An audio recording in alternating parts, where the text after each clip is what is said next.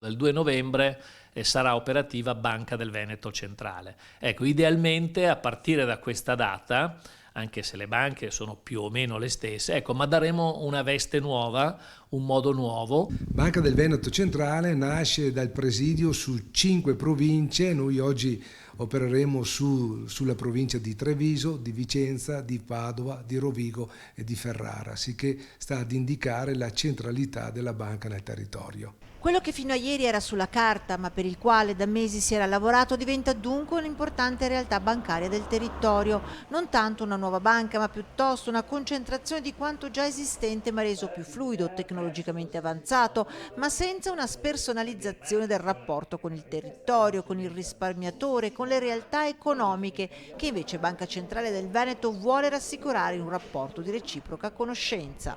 Portare il nostro modo di essere vicino al cliente, di offrire soluzioni, di risolvere necessità del cliente in un territorio più ampio.